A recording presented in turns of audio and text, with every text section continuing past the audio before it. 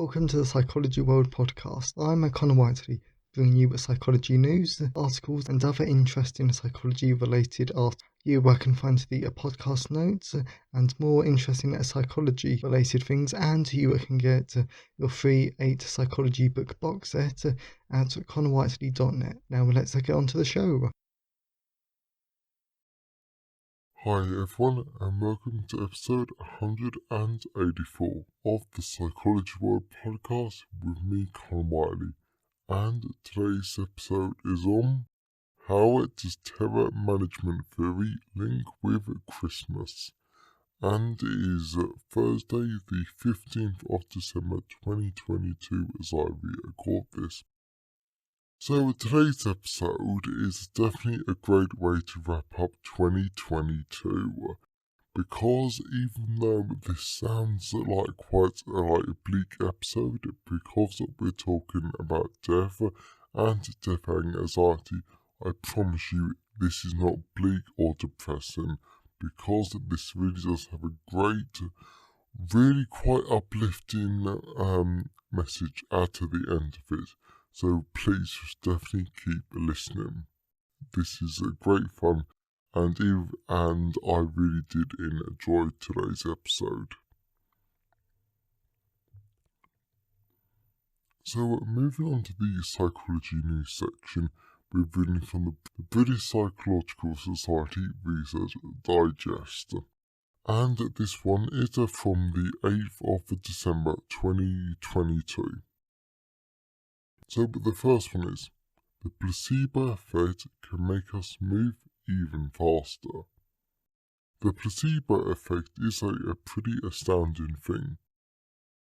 Inert pills can do everything from relieve pain to reduce symptoms of the depression, if we expect them to be effective, and sometimes even if we know they're a placebo. But the effect occurs in non-medical contexts too. Researchers have found that placebo treatments can enhance creativity, for instance, and even boost cognitive performance.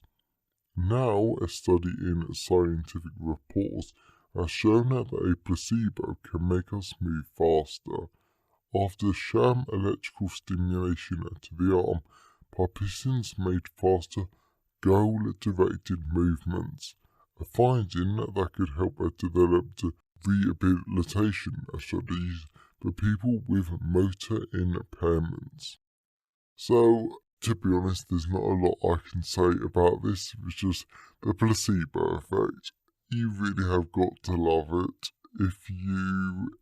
If you're ever bored before New Year, or New Year, or even next year, just spend 5-10 minutes trying to find the literature on it, because it is fascinating, and some of the results are just head-shakingly funny because they're true and they're good research, but it's just amazing what we can trick ourselves to believe, and it's honestly fascinating.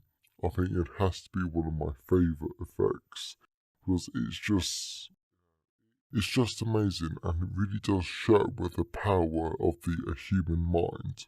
So it's just great, and I really do recommend just looking it up. So the second one is, higher self-esteem benefits adolescents' well-being. In the wake of the COVID-19 pandemic, and as the cost of living crisis looms, but I mean, in all fairness, it's hardly looming, we're in it, we're in the thick of it. More and more young people are experiencing poor well-being. It's important then to identify factors that can predict and protect against declines in well-being in adolescence. Self-esteem has been linked to better well-being, but the direction of this effect is not really clear, particularly in our teen years. Now, new research finds that higher self-esteem in early adolescence does indeed enhance subjective well-being a few years later. The study suggests that younger people could benefit from interventions targeting self-esteem, as well as those designed to help ease the transition to a secondary school and combat bullying.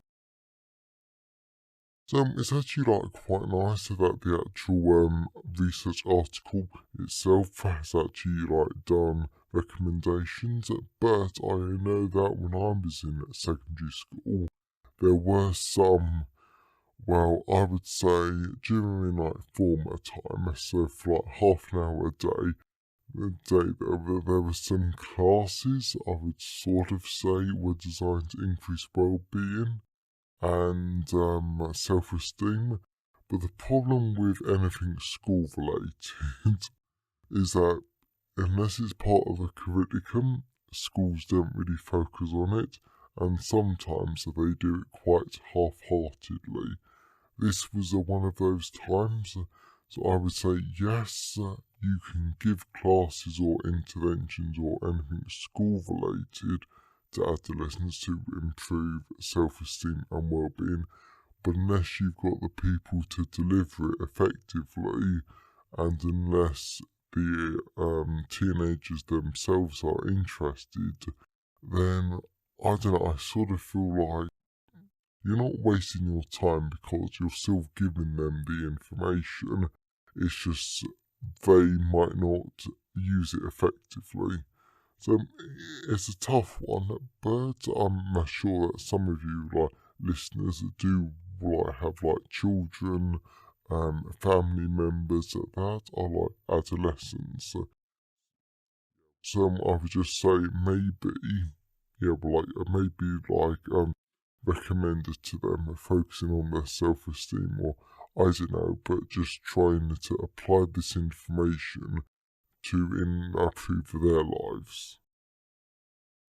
So the last one is, and this one I do like, tackle food neophobia to encourage people to eat more insects. It might be too much to expect people to swap a Christmas turkey for Christmas crickets, but getting people in the West to eat insects is on paper a brilliant idea. Insects are sustainable to farm and they're healthy. Many are a rich source of not just cholesterol-free protein, but also fats, calcium and zinc.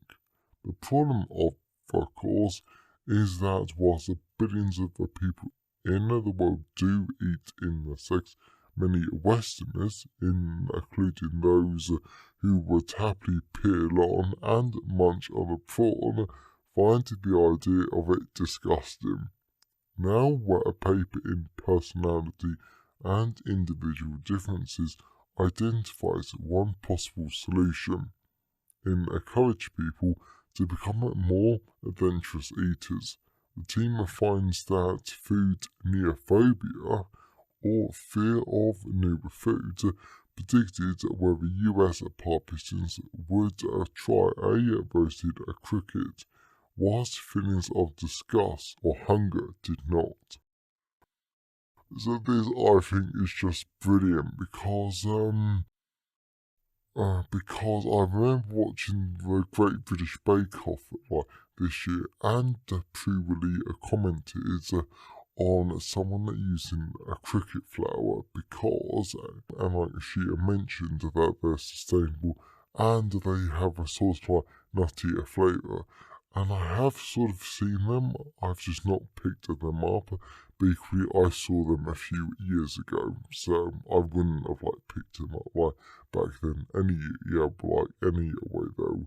But I think eating insects, I completely agree with this article in every single sense though, because billions of people all around the world do eat them, and they're fine. And also, if you think about the stuff that Westerners eat, then come on, they're quite disgusting. For example, prawns. that is like quite disgusting because you have to de-shell them, and some of them still have the eyes on them, and it's like white bait, battered white bait because they're battered. But if you eat into them, as one of my dad's friends found, then then you get eyes like looking like back at you. Of course, they're tiny eyes, but it's still the same sort of thing, though. All food in its basic form is actually quite disgusting. So it's quite interesting to think about, why do we find some food acceptable but others not, even though at the end of the day it's all just as disgusting as each other. So really interesting. And I know that it all comes down that's like culture, because like Western culture, eating prawns and seafood, like other food, that's normalised, but other food is not. And the same goes for Eastern cultures. So it's honestly fascinating because on paper it just makes no sense. Yeah, so yeah, that is just such a great one, and I really did enjoy that. And as always, I always love to hear your thoughts and feelings on today's episode. So you can always email me, connorwhiteley@connorwhiteley.net. You can always leave a comment on the show notes at connorwhiteley.net/podcast. And you can always tweet me on Twitter at sci-fi Whiteley. I always love to hear from all of you because it really helps make the podcast feel more like a conversation. And you can always leave a comment on the Facebook post at Connor Whiteley, psychology author. And today's episode has been sponsored by Social Psychology, a guide to social and cultural psychology, 4th edition.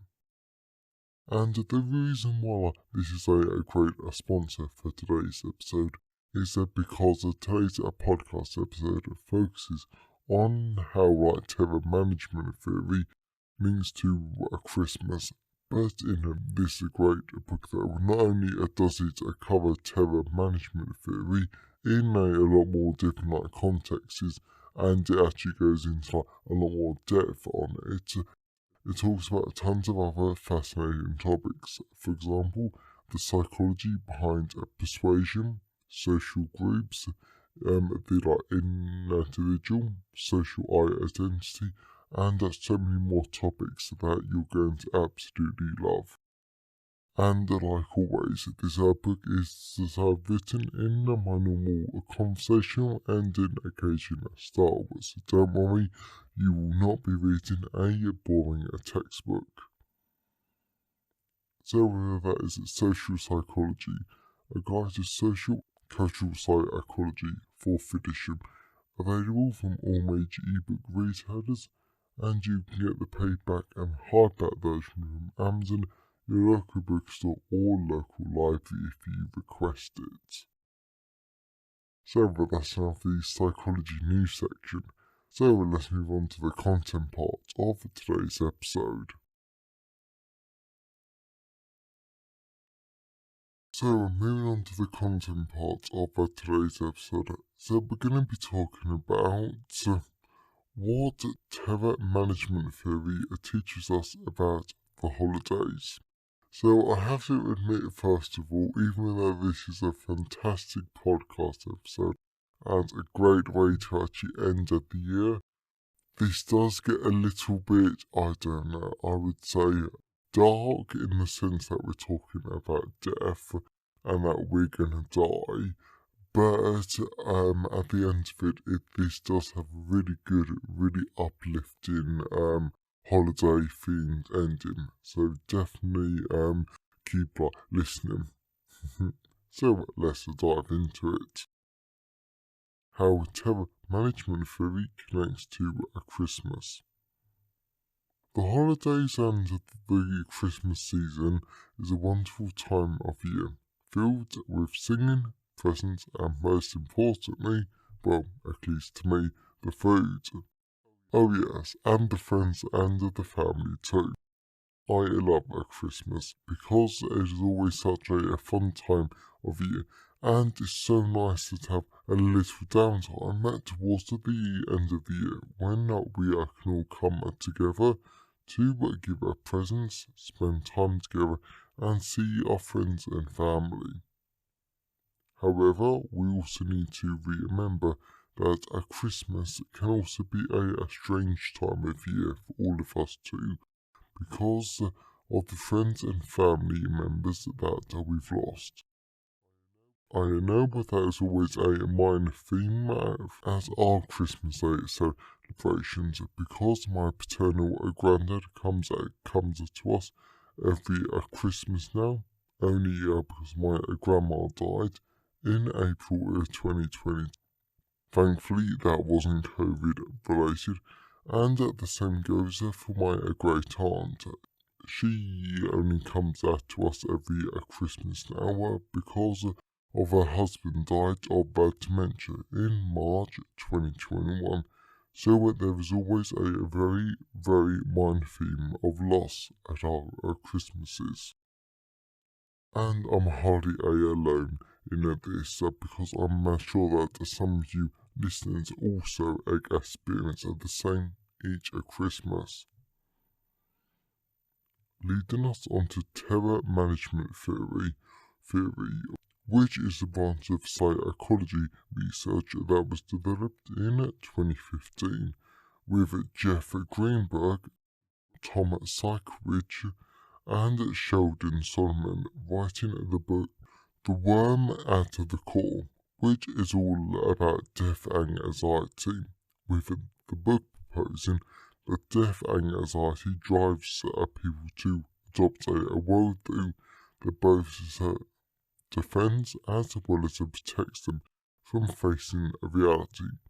Since the theory proposes that when thoughts about death are in our awareness, we attempt to remove these thoughts by suppressing them, engaging in behaviors that reduce our sense of vulnerability, or we deny the threat exists.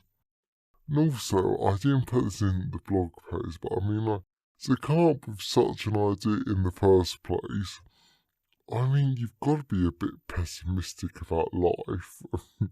Like, I'm just saying, I don't know these researchers and I've never seen a talk that they've given, but I mean, I would be a bit surprised if they're not pessimistic a bit about life. Okay, so we're going back to the blog post. In addition, terror management theory suggests that a lot of our own life decisions are, in reality, the distractions that do help us deal well with our own death anxiety. In other words, the concerns and the worries that a person has about their own death, someone else's, or the process of dying itself.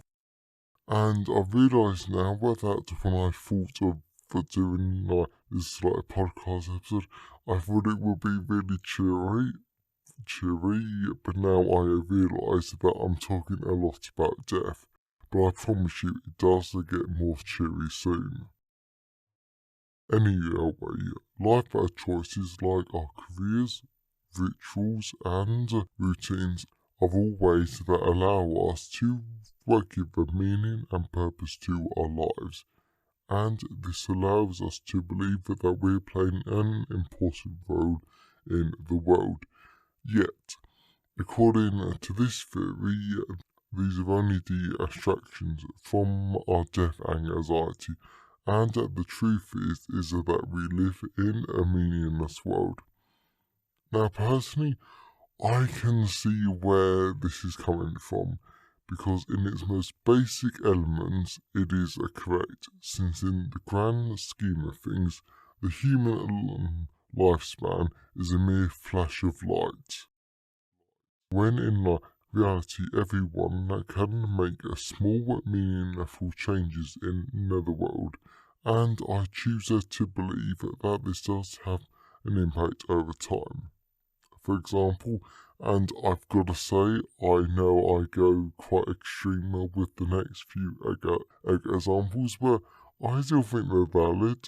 But I guess this is just my own defense mechanisms here. So, for example, when Nikola Tesla created the light bulb, sure, he had a massive impact on history and the world we lived in, but he wasn't alone. There had to be other small influences, impacts, and other factors that led him to have the massive and hardly meaningless impact of giving us light. The same goes for the creators of Apple, Google, and Amazon. These companies and their workers have changed the retail, technology, and other landscapes forever, and their impact will echo throughout the generations because of their meaningful impact, just like the people behind the Industrial Revolution. Equally, to put this in a more everyday context, a charity might do something useful and amazing and meaningful work that can lead to great things. For example, if a homeless charity helps a young person to get off the street, go over to a university, and then become a doctor that saves lives, the charity did a meaningful thing though, but the charity is useless without its donors, even the 50p donors. So what I'm trying to say here is that even the smallest actions can have a truly meaningful impact in the world. So yes, some actions are meaningless, but I think to say that all actions are meaningless is simply foolish. And yeah, that homeless charity example, I think I was really stretching it there. Ernest Becker and terror management theory. However, terror management theory isn't a new idea at all because Ernest Becker wrote back in 1973 in his book The Denial of Death that most human actions are very ignorant to our own mortality, as supported with the following quote, open quote, "It is faithful and ironic how the lie we need to live dooms us to a life that is never really ours," close quote. Therefore, it could be argued that everything we do in life, from our search for wealth, power, and influence, are actually, and I realise that I'm talking very deep here, are all driven by our need to feel invincible, and this in turn helps to protect us from our own fears about death. How terror management theory links with Christmas. Surprisingly enough, we can still connect Christmas to a terror management theory because the rituals, consumerism, and routines of the Christmas holiday season can definitely serve for this function, but only if we let it. And this is what I'm talking about the more jolly and the more positive side of this episode. However, even though this podcast episode might have come across as bleak and maybe a little depressing, it actually isn't meant to be, because that's a critical takeaway that all of us can use in our Christmas season. It is the takeaway that this Christmas and whenever there are special occasions in our lives, if we approach them with a deeper and bigger appreciation of everyone and everything we have in our lives, then this can serve as a merry reminder that Christmas and the holiday season is a time of year to save a life, what really matters to us, and turn our thoughts to the people that are already living with the loss of loved ones and friends. Christmas really is a magical time of year, filled with presents, family and friends, and amazing food.